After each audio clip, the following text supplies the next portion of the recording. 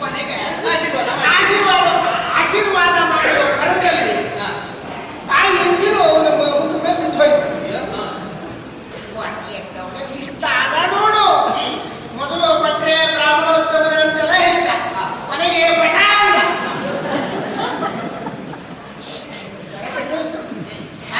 ಏನು ನಿನ್ನ ಎಂದು ನನ್ನ ಮುಖದ ಮೇಲೆ ಬೀಳಬಹುದು, ಈ ರೀತಿ ಮಾಡಬಹುದು. ಜೋರಾದ ಬೊಬ್ಬೆ, ಅಮ್ಮ ಬೊಬ್ಬೆ ಹಾಕಿದ್ದು ಅವನು ಕಡೆಯವರೆಲ್ಲ ಹುಟ್ಟಾಗಿತ್ತು. ಇನ್ನೇನು ಪೆಟ್ಟು ಬೀಳ್ತದೆ, ಬಿತ್ತ ಪೆಟ್ಟೊಂದು ಬೀಳಿಲ್ಲ. ಆಗ ಏನ್ ಮಾಡೋದು, ಪೆಟ್ಟು ಬೀಳ್ತದೆ. ಇವಾಗೆಲ್ಲ ಬ್ರಾಹ್ಮಣರು ಬದುಕಿದ್ದಾರೆ ಅಂದ್ರೆ ತಲೆಯಲ್ಲಿ ಏನೋ ಉಂಟು, ಬದುಕಿದ್ದಾರೆ. ಇವಾಗ ಹೇಳ್ತೇನೆ, ತಕ್ಷಣ ಬುದ್ಧಿ ಓಡಿಸ್ತೇನೆ. ಯಾಕಪ್ಪ ಸಿಗ್ತಾರೆ, ನಿನ್ನ ಮುಖದ ಮೇಲೆ ಬಿದ್ದದ್ದು ಎಂಜುವಂತ ನಿನಗೆ ಯಾರು ಹೇಳಿದ್ರು? ಹಾಗೆ ಎಂಜುವಂತ ಭಾವಿಸಬಾರದು. ಸದಾ ವೇದ ಪಠಣ ಮಾಡುವವರು ನಾವು. ಆದ್ದರಿಂದ ನನ್ನ ಬಾಯಿಂದ ಬಂದದ್ದು ಎಂಜಲಲ್ಲ, ಅದು ವೇದ ತೀರ್ಥ ಅಂತ ಹೇಳಿ. ಸಂತೋಷ ಆಯ್ತು, ಬ್ರಾಹ್ಮಣರೇ ಬಹಳ ಸಂತೋಷ ಆಯ್ತು. ತಪ್ಪಾಗಿ ನಿಮ್ಗೆ ಜೋರು ಮಾಡಿಬಿಟ್ಟೆ, ಹೆಸರು ಮಾಡಬಾರ್ದು ಅಂತ ಹೇಳಿದ. ಅವ ಆ ಕಡೆ ಹೊರಟ, ನಾನು ಈ ಕಡೆ ಹೊರಟ. ಹೋಗಿ 4 ಹೆಜ್ಜೆ ಹೋಗ್ತೇನೆ, ಮಾತು ಬಂದ ಅಡ್ಡಗಿತ್ತ. ಎಂತ ಕಥೆ, ಏನಪ್ಪ ಏನಾಗಬೇಕಿತ್ತು ನಿಮಗೆ? ಮತ್ತೊಮ್ಮೆ ಆಶೀರ್ವಾದ ಅಲ್ಲೇ, ಮತ್ತೊಮ್ಮೆ ಆಶೀರ್ವಾದ ಆದಾಗ ಮನೆಗೆ ಹೋಗಿ ಸೊಪ್ಪಿಂದ ಕುಡಿಯೋದು ಕೇಳಿತ್ತು ಅಲ್ಲ. ಏನಕ್ಕೆ ಇದು ಒಂದು ಕೆಲಸಕ್ಕೆ ಹೊರಟಿದ್ದೆ, ಒಂದು ಪುಣ್ಯದ ಕೆಲಸಕ್ಕೆ. ನೀವು ಸಿಕ್ಕಿದ್ದು ಒಳ್ಳೇದಾಯ್ತು. ಏನು ಅಂತ ಕೇಳಿದ್ರು, ಕೈ ಒಂದು ಬೆವರು ಬಂತು. ಬಹುಶಃ ಹಣ ಉಂಟು ಕೊಡ್ತಾರಲ್ಲ ಅಲ್ಲ. ಅಂದ್ರೆ ನನ್ನ ಅಮ್ಮ ತೀರಿ ಹೋಗಿ 1 ತಿಂಗಳಾಯ್ತು. ಅದನ್ನು ಬ್ರಾಹ್ಮಣರೇ ಹೇಳಿದ್ದಾರೆ, ಈ ವಸ್ತಿಯನ್ನು ಯಾವ್ದಾದ್ರು ಪುಣ್ಯ ತೀರ್ಥದಲ್ಲಿ ಬಿಟ್ಟು ಬರಬೇಕು ಅಂತ ಹೇಳಿದ್ದಾರೆ. ತೆಗೆದುಕೊಂಡು ಹೊರಟಿದ್ದೇನೆ. ಇನ್ನು ದೂರೆಲ್ಲ ಹೋಗುವುದಿಲ್ಲ. ಹಾಗೂ ನಿಮ್ಮ ಬಾಯಿಂದ ಬಂದ ವೇದ ತೀರ್ಥ ಅಂತ ಆಯ್ತಲ್ಲ, ಬಾಯಿಗೆ ಹಾಗಾದ್ರೆ ಈಗ ಎಲ್ಲರೂ ನಿಮ್ಮ ಬಾಯಿಗೆ ಹಾಕುದಾ? ವೇದ ತೀರ್ಥ ಅಂತ ಒಪ್ಪಿಕೊಳ್ಳ ಆಸ್ತಿ ಬಾಯಿ ಅಲ್ಲ. ಅದು ಎಂಜಲು ಅಂತ ಹೇಳಿದ್ನ ಬೇಕುತ್ತೀನಿ ಮತ್ತೆ ಪಕ್ಕದ ತಲೆ ಓಡಿಸಿದ. ಏನ್ ಮಾಡೋದು ನಿಧಾನ. ಅದು ಒಳ್ಳೆಯದು, ಯೋಚನೆ ಬಹಳ ಸಾಧುವಾದದ್ದೇ. ಆದ್ರೆ ಒಂದು ಕ್ರಮ ಉಂಟು. ಯಾವಾಗಲೂ ಬ್ರಾಹ್ಮಣರಿಗೆ ಕೊಡುವ ದಾನ, ಗೋಗ್ರಾಸ, ಅಗ್ನಿಗೆ ಕೊಡುವ ಹವಿಸ್ಸು, ತೀರ್ಥಕ್ಕೆ ಹಾಕಬಹುದಾದ ಸುವಸ್ತುಗಳು ಅದು ಎಷ್ಟೇ ಶುದ್ಧವಾಗಿದ್ರು ಮತ್ತೊಮ್ಮೆ ಶುದ್ಧೀಕರಿಸಿ ಹಾಕುವ ಕ್ರಮ. ಹಾಗಾಗ್ಬೋದು. ಒಂದು ಕೆರೆ ಉಂಟು, ಆ ಕೆರೆಯಲ್ಲಿ ನೀರು ಉಂಟು, ಅಲ್ಲಿಗೆ ಹೋಗೋದು ತೊಳ್ಕೊಂಡು ಬಾ, ಮನೆಗೆ ಹಾಕ್ಬೋದಂತೆ. ಆ ರೀತಿ ನಾವು ಕೆರೆ ಕಡೆ ಹೋದ್ರೆ ನಾನು ಈ ಕಡೆ ಪುಸ್ತಕ ಜಾರಿ ತಲೆ ಓಡಿಸಿದ್ರಿ. ತಲೆ ಓಡಿಸಿ ತಲೆ ಮೇಲೆ ಎಂತದ್ದು ಇಲ್ಲ ಈಗ. ಹಾಗಾಗಿ ಈಗ ಯಾರೇ ನಮಸ್ಕಾರ ಮಾಡಿದ್ರು ಬಂತು, ಒಳ್ಳೆಯದಾಗಲಿ ಒಳ್ಳೆಯದಾಗಲಿ, ಬಿದ್ರಿ ಕಡೆಗೆ ಬೀಳಿ ಅಂತಿದ್ರಿ.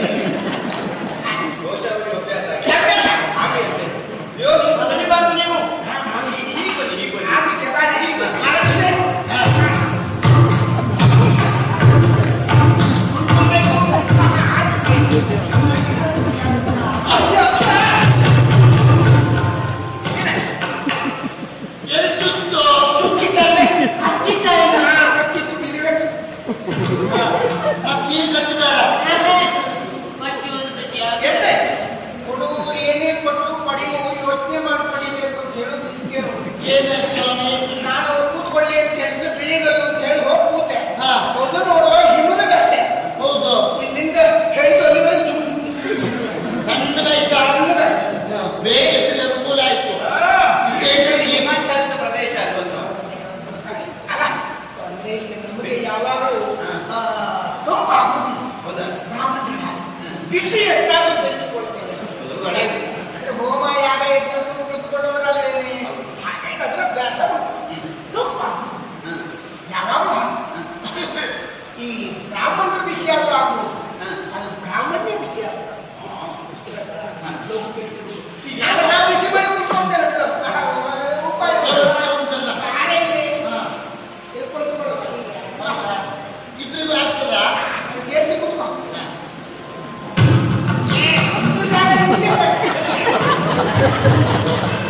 ದುಡಿ ಅಂತ ಆಸೆನ ತರಿಸಿಕೊಂಡದ್ದು. ಹಾಗೆ ಅಲ್ಲಿ ನಿಂತ್ಕೊಳ್ಳ, ನೀನು ವಯಸ್ಸು ಮುಗಿಸ್ರಲ್ಲ. ಅಲ್ಲೇ ಕೆಲ ಕೂತ್ಕೋ. ಆ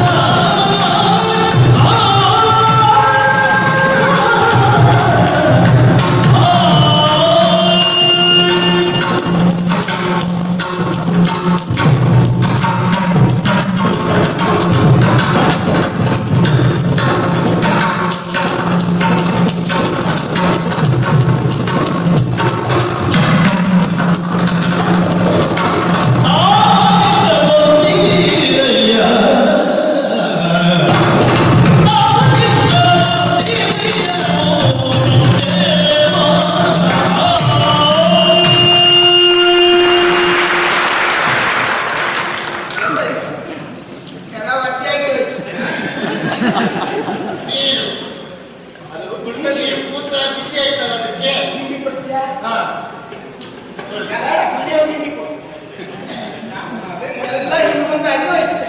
ಎಂತಾಯ್ತು? ಎಲ್ಲ ಇನ್ನು ಮುಂದಾಯ್ತು. ಅಂದ್ರೆ ಅವರೆಲ್ಲ ಮುಂದಾದ್ರು ಅಂತ ಅವ್ರು ನಮ್ಗಿಂತ ಹಿಂದಿದ್ರು, ಈಗ ನಮ್ಗಿಂತ ಮುಂದೆ ಹೋದ್ರು. ನಮ್ಮ ಜೊತೆ ಬಂದವರೆಲ್ಲ ಈ ಒಂದು ಹಿಂದ್ ಮುಂದೆ ಮಾಡೋದು ಉಪದ್ರ ಆಗುವುದಂದ್ರೆ ನಮ್ಗೆ ಗೊತ್ತುಂಟು. ಹಿಂದ್ ಮುಂದೆ ಬೇಡ ಸಮಸ್ಯೆ ನಿಮ್ಗೆ ಗೊತ್ತುಂಟು, ನನಗೆ ಗೊತ್ತುಂಟು. ಅಷ್ಟೇ. ಹಾಗಾದ್ರೆ ಅದು ನಾನು ಮುಂದಿರ್ಬೇಕಿತ್ತು. ದಾರಿ ತೋರಿಸೋದು ನಾನೇ ಆಗಿದ್ದೆ. ಇಲ್ಲಿ ಹಾಗೆ ಕಾಯ್ತಾರೆ. ಕಾಯ್ಬೇಕು. ಅದು ದಾರಿ ತಪ್ಪಿದೆಲ್ಲ ಹೋಗ್ಬಿಡು.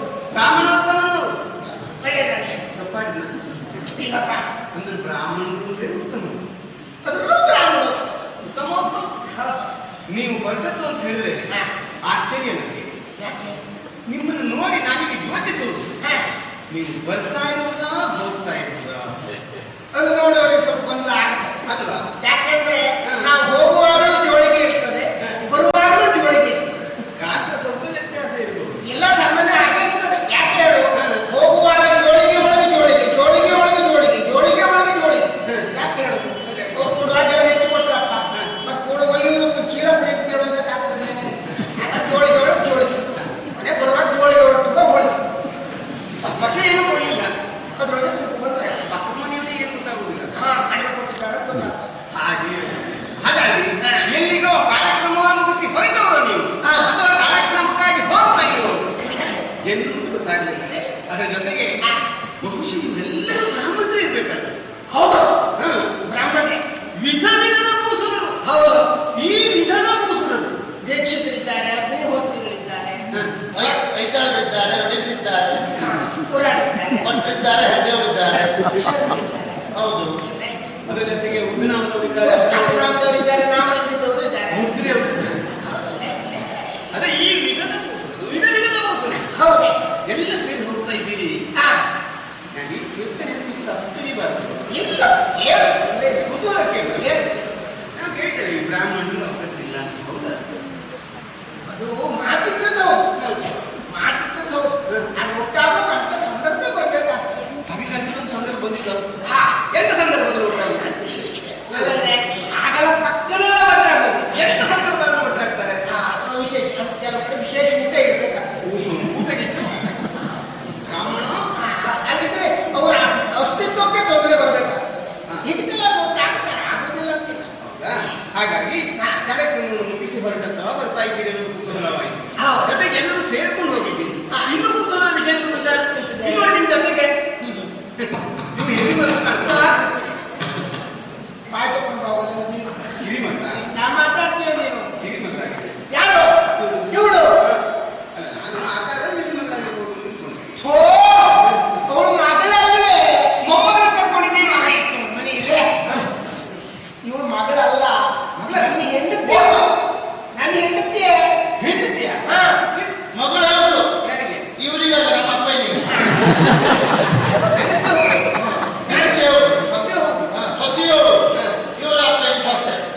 ನನ್ನ ಮೂರನೇ ಮಗಳು ಮಹಾಲಕ್ಷ್ಮಿ.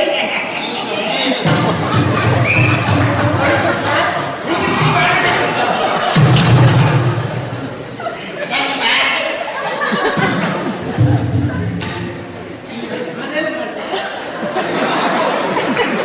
ಅಲ್ಲಿ ಇಷ್ಟು ಜನ ಹೋಗ್ತಾ ಇದ್ದಾರೆ, ಅವ್ರು ಹೆಚ್ಚಾಗ್ತಾ ಇದ್ದಾರೆ. ಯಾರು? ಮತ್ತೆ ಹಿರಿಯರು. ಯಾರು ಅವ್ರು ಬಿಟ್ಟು ಬಂದ್ರೆ ಅಂತ? ಹೌದು. ಅವರು ಬಿಟ್ಟು ಬಂದಿದ್ದಲ್ಲ, ಅವರೇ ಬಿಟ್ಟು ಹೋಗಿದ್ದಾರೆ. ಅಲ್ಲ, ನೀವು ಹೇಳಲೇ ಇಲ್ಲ ಅವರೆಲ್ಲಿದ್ದು ಅಂತ ನಿಮಗೆ. ನೀನೇ. ಏನಾಯ್ತು? ಅಂದ್ರೆ ಮೊದಲನೇ ಒಂದು ಮದುವೆ ಆಗಿ ಅವಳು ಪ್ರಥಮ ಹೆರಿಗೆ ತವರಿಗೆ ಹೋದವಳು ಬರಲೇ ಇಲ್ಲ. ಅಂದ್ರೆ ಮೇಲೆ ಹೋದ ಅದೇ ಒಂದು ಹಿರಿಯ ಹೆಂಡತಿ, ಆ ಕಿರಿಯ ಮಗ ತಾಯಿಯನ್ನು ಮೇಲೆ ತಿಳಿಸಿದ ಮೇಲೆ ಕಳಿಸಿದ ಸತ್ಪುತ್ರ. ಜೀವ ಇದ್ದಿದ್ದೆ. ಹಾ. ಸತ್ತಪುತ್ರ. ಹೌದು. ಅವಳು ಸತ್ತು. ಅವಳು ಸತ್ತು ಇವ್ರು ಪುತ್ರ. ಅವ್ರು ಸತ್ತು ಇವ್ರು ಜೀವ ಇತ್ತು. ಅವಳು ಹೋದವಳು ಕೊನೆ ಹೇಗೆ ಹೋದ್ರು ಅಂತ ಕೇಳಿದೆ. ಹಲ್ಲು ಉಂಟು ನೋಡಿ, ಮತ್ತೆ ಇವಳಿಗಿಂತ ಉದ್ದ ಹಲ್ಲಿತ್ತು ಅವಳಿಗೆ. ಅದೆಲ್ಲ ಹೋಗುವ ಪಟ್ಟಣದಲ್ಲಿ ಗೋಡೆ ಬಡಿದು ಅದು ತಲೆಗೆ ಪೆಟ್ಟು ಹೋದ್ರು. ನಾನು ಒಂದು ಉಪಕಾರ, ಅವ್ರ ಹೊಲ ನಿಮ್ಗೆಲ್ಲೂ ತಾಗ್ಲಿಲ್ಲಲ್ಲ. ಭಾಳ ಜಾಗ್ರತೆ ಮಾಡಿದ್ದೆ. ನಿಮ್ ಬುದ್ಧಿವಂತರವರೇ ಗೊತ್ತಾಯ್ತು ನನಗೆ. ಆ ನಂತರದಲ್ಲಿ ನೋಡು, ಮುಗಿಸಲು ಹೋದ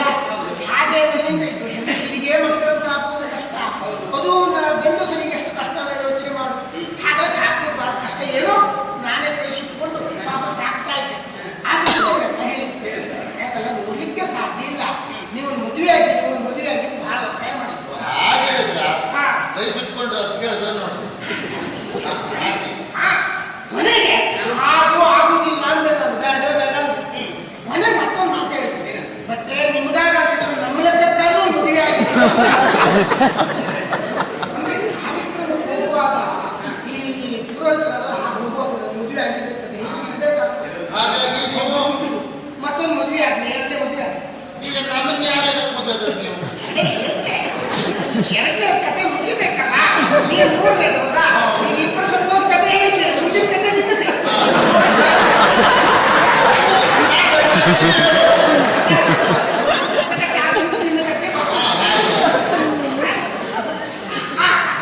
ಅವಳು ಒಂದಿನ ಮನೆ ಕೂತಿದ್ದೇನೆ, ಊರೆಲ್ಲ ಬಟ್ಟೆ ಬಾವಿ ಜನ ಬಟ್ಟೆ ಬಾವಿ ಜನ ನೀವೆಲ್ಲ ಇದ್ರಲ್ಲ ನಾನು ಮತ್ತೆ ಹೇಳತ್ತೆ ಯಾರು? ಎಲ್ಲರಿಗೂ ಸಾಮೂಹಿಕವಾಗಿ ತಲೆ ಹಾಳಾಗಿ ಹೋಗ್ತಾ ಹೇಗೆ ನಾನು ಇಲ್ಲೇ ಜೀವಂತಿದ್ದೇನೆ. ಬಾವಿಯಲ್ಲಿ ಏನು ಬಟ್ಟೆ ಹೇಳ ಅಂದ್ರೆ ಆಗಲ್ಲ. ಬಟ್ಟೆ ನಿಮ್ಮ ಹೆಂಡತಿ ಬಾವಿಲಿ ಬಿದ್ದು ಅವ್ರು ಯಾರು ಬಾವಿ ಒಳಗೆ ನೋಡ್ಲಿಲ್ಲ, ಮೇಲೆ ನೋಡ್ಲಿಲ್ಲ. ಬಾವಿ ಬಿದ್ದದ್ದು ಕಂಡ್ರೆ ಓಡಿ ಬಂದು ನನ್ನ ಹತ್ರ ಹೇಳಿದ್ದ. ಅಯ್ಯೋ ಅದು ಇದು ನೆಲಬಾವಿ, ಅದು ಕಟ್ಟೆ ಇಲ್ಲ ಆಗಿತ್ತು.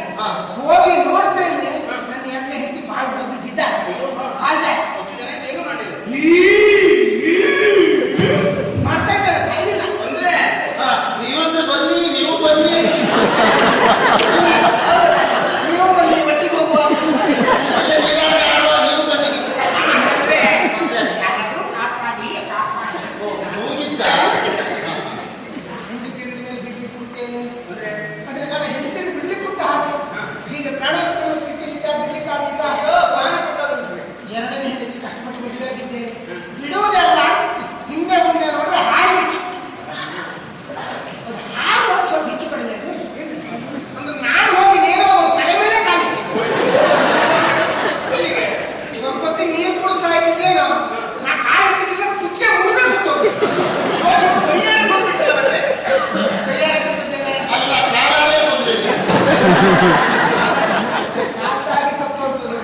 ಕೈ ಬಿದ್ದಿಲ್ಲ ಕಾಲಲ್ಲೇ. ಕಾಲಲ್ಲೇ ಆಗ ಕಾಲಾಡಿ ಬಂದ್ರೆ ಏನ್ ಮಾಡಬೇಡ, ಬೇಕು ಅಂತ ಕೊಂದದ್ದು ಅಲ್ವೇ. ಆಕಸ್ಮಿಕ ಕಾಪಾಡೋದಕ್ಕೆ ಹೋಗಿ ಹಾಗಾಗಿ ಹೋಯ್ತು. ಹಾಗಂತಲೇ ಇನ್ನು ಮದುವೆ ಬೇಡ ಅಂತ ನಾನು ಸುಮ್ಮನೆ ಕೊಡ್ತಿದ್ದೆ. ಒಂದು ದಿನ ಹೀಗೆ ಒಂದು ಮದುವೆಗೆ ಹೋಗಿದ್ದೆ. ಹೋಗ ಮಂಗಳಾಷ್ಟಕ ಹೇಳ್ತಾ ಇದ್ದೆ. ಮಂಗಳಾಷ್ಟಕ ಮಧ್ಯೆ ನನಗೊಂದು ಕೆಮ್ಮು ಬಂತು. ಇವಳು ಅದೇ ಮದುವೆಗೆ ಇವಳು ಬಂದಿದ್ಲು, ಮಹಾಲಕ್ಷ್ಮಿ. ಅಲ್ಲಿ ಒಂದು ಮೂಲೆಯಲ್ಲಿ ಕುತ್ಕೊಂಡು ಇವಳೊಂದು ಹಾಡು ಆರಂಭ ಆಗಿದೆ. ಹಾಡು ಯಾರು ಹೇಳ್ತಾಳೆ? ಹಾಡಿನ ಮಧ್ಯೆ ಅವಳಿಗೂ ಒಂದು ಕೆಮ್ಮು ಬಂತು, ನನಗೂ ಕೆಮ್ಮು ಬಂತು, ಅವಳಿಗೂ ಕೆಮ್ಮು ಬಂತು. ಯಾರಪ್ಪ ಕೆಮ್ಮಿತ್ತು ಅಂತ ಹೀಗೆ ನೋಡ್ತೇನೆ, ಅವಳು ನನ್ನ ನೋಡಿ ಕೆಮ್ಮು ಒಂದಾಯ್ತು. ನಾನು ಮಹಾಲಕ್ಷ್ಮಿ ಮದುವೆ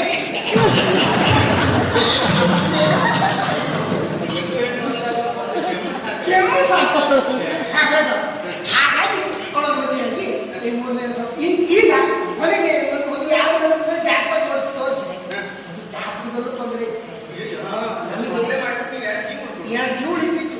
ಅಂದ್ರೆ ನನಗೆ ಇದು ಎಂತದ್ದು ಹೆಂಡತಿ ಸಾಯೋದು,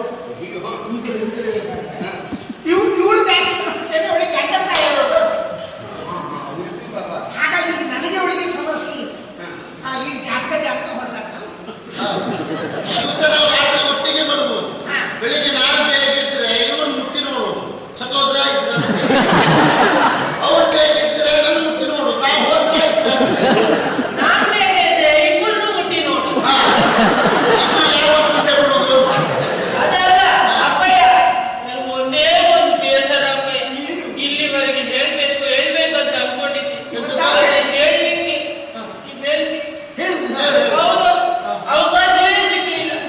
ಬೇರೆ ಏನಲ್ಲ, ನನಗೆ 3 ಜನ ತಾಯಂದಿರನ್ನು ಅಪ್ಪಯ್ಯ ಒಬ್ಬನೇ. ಹೋದ್ಮೇಲೆ ಆ ಪ್ರಯತ್ನ ಮಾಡಿ.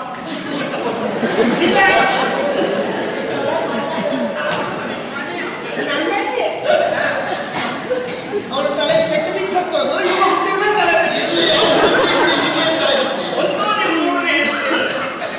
ಒಳ್ಳೆ ಹಾಡು ಹೇಳ್ತಾಳೆ.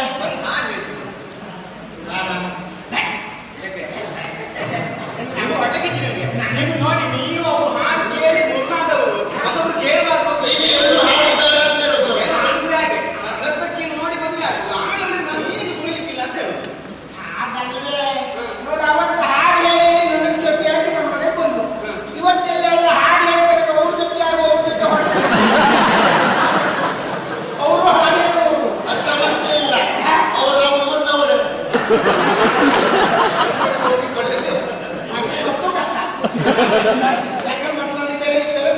ಊರ್ ಮನೆಯವರು ಬಂದು ನಾ ಹಾಗೆ ಹೇಳೋದ ಹೇಳಬೇಕೇನೆ ಒಂದು ಹೇಳಿ ಹೇಳಿ ಹೇಳಿ ಯಾರು ಹೇಳಿ ಹೇಳಿ ಹೇಳಿ ಆಸೆ ಇದು ಅದೇನೋ ಸರಿ ಮಾಡ್ತಾರೆ ಅಲ್ಲ ಹಾಡು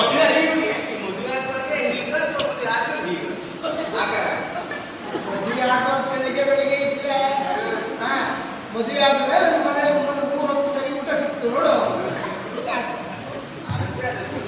ಇದು ಹಾಡು ಹಳತ್ತಾಗ್ಬೋದ ಹೊಸ್ತಾಗ್ಬೇಡ ಹೊಸ ಹಾಡು ಬೇಡ ಹಳೆ ಹಾಡು ಹೇಳು ಬೇಡ ಒಂದು ಹೇಳು ಒಂದು ಹೊಸ ಹಾಡು ಒಂದು ಹೊಸ ಹಾಡು ಒಳ್ಳೆ ರೀತಿ ಹೇಳು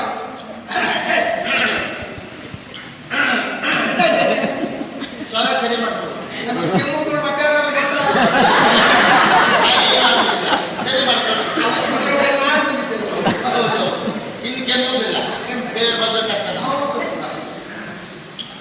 ಎಲ್ಲ ಹೇಳಿ ಆರಂಭ ಮಾಡು ಮತ್ತೆ ಮುಹೂರ್ತ ನೋಡ್ಬೇಕಾ ಇಲ್ಲ ಇಲ್ಲ ಹೇಳಿಲ್ಲ ಹೇಳಿ ಅವರೆಲ್ಲ ಹೋದ್ರು ನಾವು ಹೋಗ್ಬೇಕಲ್ಲ ಆಲಕ್ಕೆ ಹೂವಿಲ್ಲ ಸಾಲಕ್ಕೆ ಕೊನೆ ಇಲ್ಲ ಜಾಲಿಯ ಮರಳು ನಿರಳಲ್ಲ ಜಾಲಿಯ ಮರಳು ನಿರಳಲ್ಲ ನನಗೆ ಗಂಡನ ಮನೆಯಲ್ಲಿ ಸುಖ ಇಲ್ಲ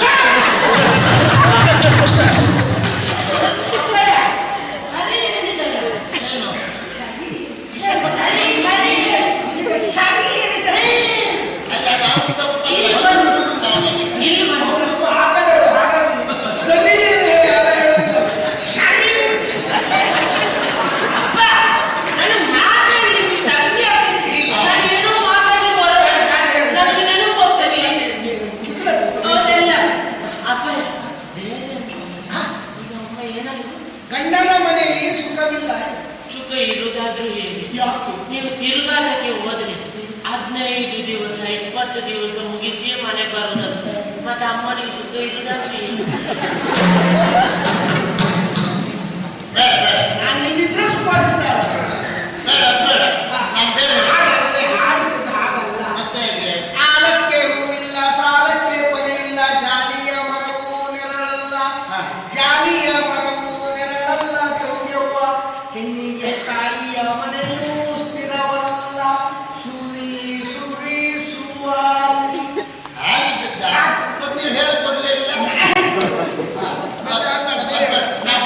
ಬದ್ದೆ ಹೇಳ್ತಾರೆ ಕರಿಮ ಕಾಲಿಗೆ ಸಿಕ್ಕಿ ಕರಿಮ ಕಾಲಿಗೆ ಸಿಕ್ಕಿ ಅಪ್ಪ, ಇದರಿಂದ ನಮ್ಗೆ ಸುಖ ಉಂಟಾ?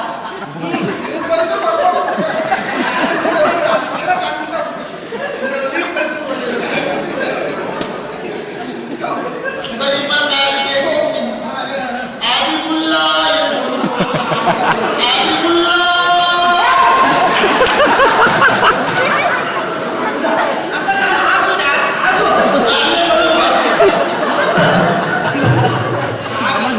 ನೀನು ಯಾಕೋ ನಿನ್ನ ಹುಂಗೆ ಹಾಕೋ ನಿನ್ನ ನಾಮದ ಫಲ ಹೊಂದಿದ್ದರೆ ಸಾಕು ಕರಿ ಮಕರಿಗೆ ಸಿಕ್ಕಿ ಆದಿಗುಲ್ಲ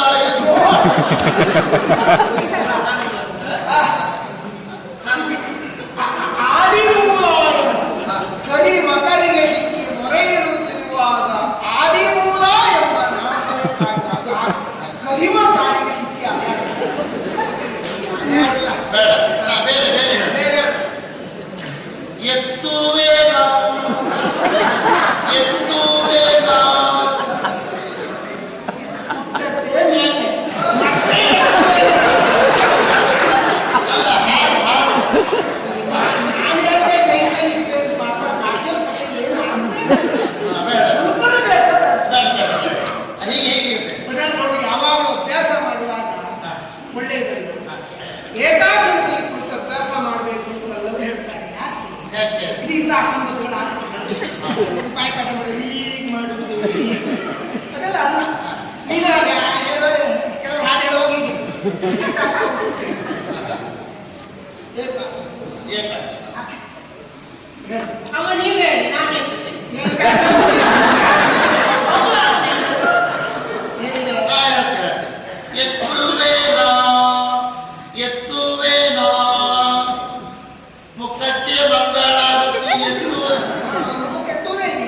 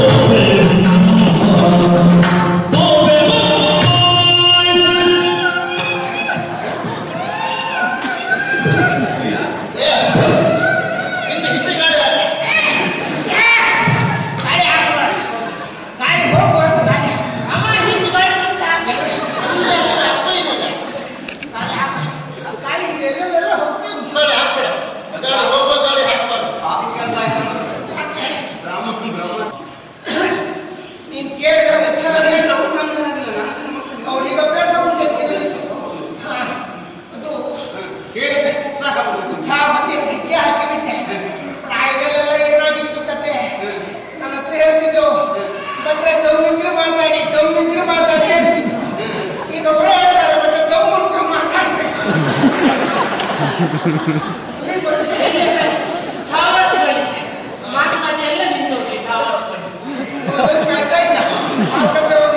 ಸಾವಾಸಗಳು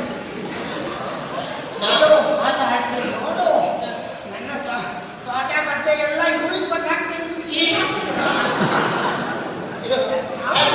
ಸಾವಾರಿಸ್ತಾನೆ ತೋಟದ ಕೆಲಸಕ್ಕೆ ಹೋಗ್ಬೇಕು.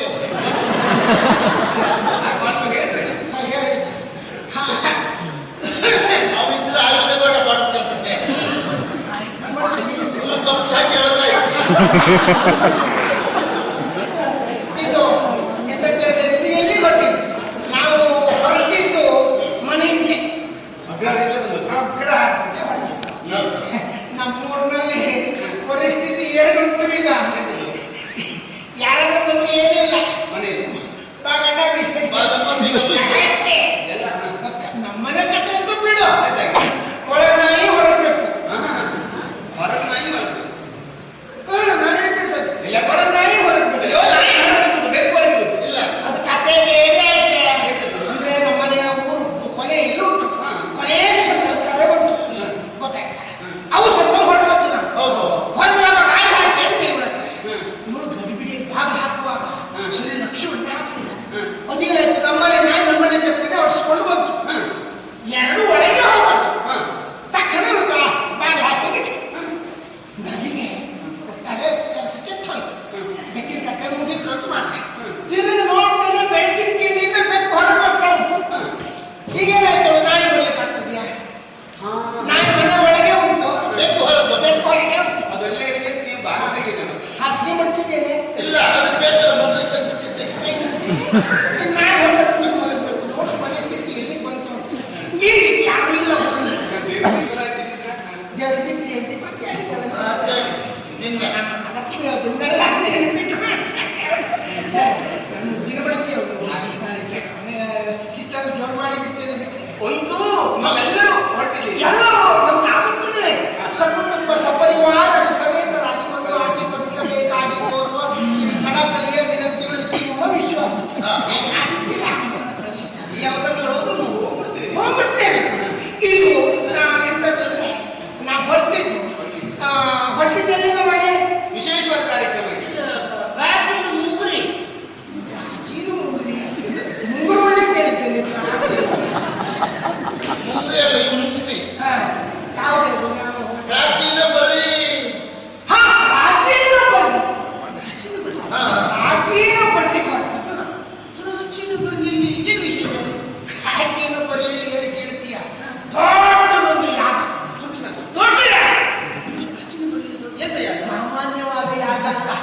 ಆ ಯಾಗ ಮಂಟಪದ ಎದುರಿನಲ್ಲಿ ದೊಡ್ಡದೊಂದು ರಾಶಿ ಕೂಟ. ಎಂತ ರಾಶಿ? ದನದ ರಾಶಿ. ಓ ಈಗ ಗೊತ್ತಾಯ್ತು ನನಗೆ. ಬಹುಶಃ ಗೋಧಿ ಬ್ರಾಹ್ಮಣರಿಗೆಲ್ಲ ಮನನ್ನು ಗೋದಾನ ಮಾಡ್ತಾರೆ. ಹಾಗಾಗಿ ಇನ್ನು ಕರ್ಕೊಂಡು ಬಂದ್ವಿ. ಮಾಡ್ಕೊಂಡು ಹೋಗ್ಲಿಕ್ಕ ಅದು ಭಾಳ ಇತ್ತು. ಬಹಳ ಗೋದಾನ ಕೊಡುವುದರಿಂದ ದನಕ್ಕೆ ದೊಡ್ಡ ಬಾಳ ಧನದ ರಾಶಿ. ಬೆಟ್ಟದ ಉಪಾಧಿಯ ರಾಶಿ. ಅಲ್ಲಿ ಲೆಕ್ಕ ಮಾಡುವುದಿಲ್ಲ. ಇವರು ಕಲಿತು ಬಂದರು, ಇವರು ಕಲಿಯದೇ ಬಂದರು, ಇವರು ತಿಳಿದವು, ಇವರು ತಿಳಿಯದೇ ಇದ್ದವು, ಇವರು ಆಮಂತ್ರಣೆಗೆ ಬಂದವು, ಇವತ್ತು ಆಮಂತ್ರಣೆಗಳೇ ಬಂದವರು. ಆ ತಾರತಮ್ಯ ಬಂದವರಿಗೆಲ್ಲ ಬಾಚುವುದು ತೆಗೆಯುವುದು ಕೊಡುವುದು, ಬಾಚುವುದು ತೆಗೆಯುವುದು ಕೊಡುವುದು. ಮತ್ತೆ ನಿಮ್ಮ ಅಪೇಕ್ಷೆ ಏನಾದರೂ ಉಂಟಂತ ಕೇಳ್ತಾ ಇರ್ತೀವಿ. ಕೇಳಿ ನಮ್ಮ ಅಪೇಕ್ಷೆಯನ್ನು ಅಲ್ಲಿ ಈಡೇರಿಸುತ್ತಾರೆ. ಆ ರೀತಿಯ ಹಾಗೆ ಬಲ್ಲಿ ಆ ವ್ಯವಸ್ಥೆ ಮಾಡ್ತೇವೆ. ಯಾರ್ಯಾರು ಮಾಡುವುದಕ್ಕೆ ಸಾಧ್ಯತೆ? ಯಾರ್ಯಾರು ಮಾಡಿದ್ದಾರೆ? ಮೊನ್ನೆ ಹೊಸದಾಗಿ ಅಧಿಕಾರ ಹಿಡಿದುಕೊಂಡಲ್ಲ ಅವನೇ ದಕ್ಷ ಪ್ರಜಾಪತಿ. ದಕ್ಷ ಪ್ರಜಾಪತಿ ಮಾಡುವಂತಹ ಯಾಗ, ಆ ಯಾಗಕ್ಕೆ ನಾವೆಲ್ಲರೂ ಹೊರಟು ನಿಂತವರಿದ್ದೇವೆ. ಹೌದು ನೋಡು, ನಾವು ಆದಷ್ಟು ಬೇಗ ಹೋಗಿ ಮುಟ್ಲೇಬೇಕು. ಅವರೆಲ್ಲ ಹೊರಟು ಹೋಗಿ ಆಯ್ತು. ಅದನ್ನ ಹೆಚ್ಚು ಅಂತ ನಾವು ನಿಲ್ಲುವ ಹಾಗೆ ನಾವು ಹೋಗುವಾಗಲೇ ಹೋಗುವಾಗ ಗಂಟೆಯಲ್ಲಿ ಬಂದು ಇಲ್ಲೇ ಬಂದ್ಬಿಡ್ತು.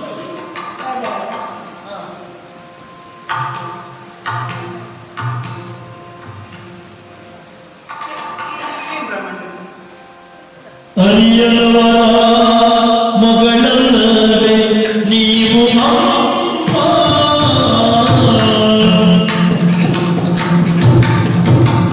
ಅರಿಯಲವರ ಮಗಳಲ್ಲವೇ ನೀವು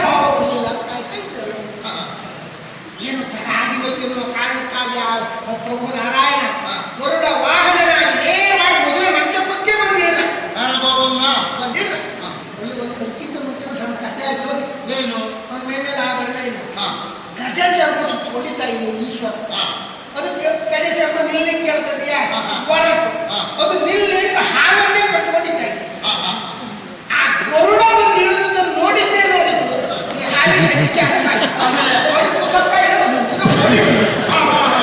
ಚರ್ಮ ಅದೇ ಬೇಸರ ನಿಮ್ಗೆ. ಇಂಥ ಮೊದಲು ನಾನು ಕರ್ಕೊಂಡು ಹೋಗುವುದೇ ಇಲ್ಲ.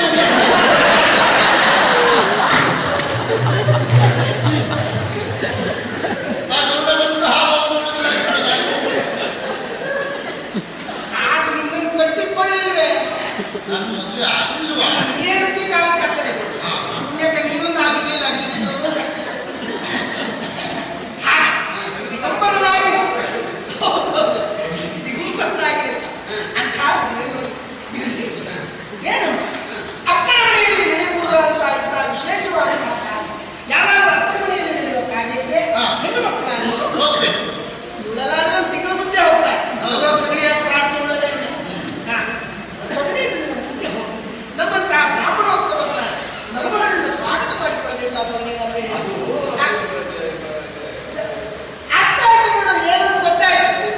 ಏನಾಗಿದೆ ಅಂದ್ರೆ ಈ ವಿಶೇಷವಾದ ಕಾರ್ಯಕ್ರಮದಲ್ಲೇ ದೂರ ದೂರ ದೂರ ದೂರ ಎಲ್ಲ ಕರೆಯನ್ನು ಮುಗಿಸ್ತಾ ಇದ್ದಾರೆ. ಪಕ್ಕದ ಮನೆಗೆ ಮತ್ತೆ ಕರೆದ್ರಾಯ್ತು ಅನ್ನೋ ಕಾರಣದಿಂದ ಬಿಟ್ಟು ಮತ್ತೆ ಹೋಗುದು ಇವಳ ಅಪ್ಪ ಮತ್ತಪ್ಪ ಓ ಕರ್ತವ್ಯನ ಮತ್ತಪ್ಪನ ಮಗಳೆಲ್ಲ ಅವಳು ಮರೇತ ಇವಳಪ್ಪ ಹಾ ಕರಲಿ. ಹಾಗಾಗಿರ್ಬಹುದು. ಆಗಿದೆ ನೀನು ಏನೇ ಹೇಳಿದ್ರು ಆಗಿದೆ ನನಗೆ ಅನಿಸ್ತಾ ಇದೆ. ಅದು ಅಲ್ಲದಿದ್ದರೆ ನೀನು ಖಂಡಿತ ಇಲ್ಲಿ ಇರುವುದಕ್ಕೆ ಸಾಧ್ಯವೇ ಇಲ್ಲ. ಲೋಕದ ಎಷ್ಟೋ ಕಡೆಯಿಂದ ಎಲ್ಲೆಲ್ಲಿಂದಲೂ ಜನರು ಬರ್ತಾ ಇದ್ದಾರೆ, ಬ್ರಾಹ್ಮಣರು ಬರ್ತಾ ಇದ್ದಾರೆ, ಮಗಳಾದ ನೀನೇ ಇಲ್ಲಿದ್ದೀಯ ಅಂತ ಆದರೆ ಖಂಡಿತ ಅದು ಅಂಥದ್ದೇನೋ ಆಗ್ಲಿಕ್ಕೆ ಸಾಕು. ಎಲ್ಲಮ್ಮ ಬೇಸರಿಸಬಾರದು. ಅಪ್ಪನ ಮನೆಯಲ್ಲಿ ಆಗುವ ಕಾರ್ಯಕ್ಕೆ ದೇವಸ್ಥಾನ ಊರ ಹೊರ ದೇವಸ್ಥಾನದಲ್ಲಿ ಆಗುವ ಕಾರ್ಯಕ್ಕೆ ಕರೆ ಬರಬೇಕು ಅಂತ ಕಾಯಬೇಕಾಗಿದೆ. ನೋಡು ಅಪ್ಪನ ಮನೆ ಕಾರ್ಯಕ್ಕೆ ಕರೆಬೇಡ. ನೀನು ಇಲ್ಲಿವರೆಗೆ ಖಂಡಿತವಾಗಿ ಹೋಗಬಹುದು. ಇಲ್ಲಿ ಒಂದು ಕೆಲಸ ಮಾಡು. ಇಲ್ಲಿವರೆಗೆ ನಿಮಗೆ ಈ ವಿಚಾರ ತಿಳಿಯಲ್ಲವಾಗಿತ್ತು ಅಂತಾದ್ರೂ ಈಗ ನಾವು ಹೇಳಿದ್ದೇವಲ್ಲ ಕಾರ್ಯಕ್ರಮ ಮುಗಿದು ಹೋಗಲಿಲ್ಲ. ಇಬ್ಬರೊಟ್ಟಿಗೆ ನಾನು ನಿಮ್ಮೊಟ್ಟಿಗೆ ಒಬ್ಬರೊಟ್ಟಿಗೆ ಇಬ್ಬರಲ್ಲೇ ಹೋಳಿಗೆ ತುಪ್ಪಲೇ ಸ್ವಲ್ಪ ಮಾತು ನಾವಿದ್ದೇವೆ. ನಾವು ಕರೆದುಕೊಂಡು ಹೋಗ್ತೇವೆ. ನನ್ನೊಟ್ಟಿಗೆ ಬಾ ಅಪ್ಪನ ಕಾರ್ಯ ಕೊಟ್ಟು ಹೋಗಬೇಡ. ಹೋಗುವ ಮನೆ ನೀವು ನೋಡಿ ಈ ವಯಸ್ಸಿಗೆ ಆ ಹೆಣ್ಣಿನ ಕರ್ಕೊಂಡು ಹೊರಟಿದ್ದೀರಿ ನಮ್ಮ ಅಪ್ಪನ ಮನೆ ಕಾರ್ಯಕ್ರಮ. ನನಗೆ ಧೈರ್ಯಕ್ಕೋದೆ ಮತ್ತೆ ಅವರು ನಮ್ಮ ಅಪ್ಪನ ಮನೆ ಕಾರ್ಯಕ್ರಮ ನಾನು ಹೋಗೋದು ಸರಿಯಾ? ಹೇಗೆ ಕೊಂಡುಕೊಂಡು ಹೋಗು. ನೀನು ದಂಪತಿ ನಾವು ದಂಪತಿ ನೀವು ದಂಪತಿ ಅವರು ಬರ್ತಾರೆ. ಅದು ಬಂದು ಈಗ ನೀನು ಹೋಗಿ ನಿನ್ನ ಯಜಮಾನನಿಗೆ ಹೇಳಿ ಅವನನ್ನು ಸಿದ್ಧ ಮಾಡಿಕೊಂಡು ಕರ್ಕೊಂಡು ಬರುವಂತ ಬಹುಶಃ ಹೀಗೆ ಮುಗಿದು ಹೋಗ್ತದೆ. ಯಾಕೆ ನಾನು ನಿಮಗೆ ಮೊದಲೇ ಇರ್ತೇನೆ. ಯಾಕಂದ್ರೆ ನಾವು ವಾಹನವನ್ನೇ ಹೋಗ್ತೇವೆ. ಅವ್ರ ವ್ಯವಸ್ಥೆ ಉಂಟು. ನಿಮ್ಮ ಹತ್ರ ಹೇಳಿದೆ ಒಂದು ಗಾಡಿ ತಗೊಳ್ಳಿ, ಈ ಗಾಡಿ ತಗೊಳ್ಳಿ ಅಂತ. ನೀವು ಬೇರೆ ಗಾಡಿ ಹೋಗ್ತಿರ್ತೀವಿ, ನೀವು ಗಾಡಿ ತಗೊಳ್ಳಿದ್ದೀರಿ. ನಾನು ತಗೊಳ್ಳಿಲ್ಲ. ಯಾಕೆ ಹಾ. ಗಾಡಿ ತೆಗೆದುಕೊಂಡು ಹೋದ ಮೇಲೆ ನಿನ್ನನ್ನು ಕುಳ್ಳಿರಿಸಿಕೊಂಡು ಹೋಗಬೇಕಾಯ್ತು. ಹೌದು. ಕನಿಷ್ಠ ಒಂದು 30-32 ಚಕ್ರದ ಗಾಡಿ ಇರಬೇಕಾಯ್ತು.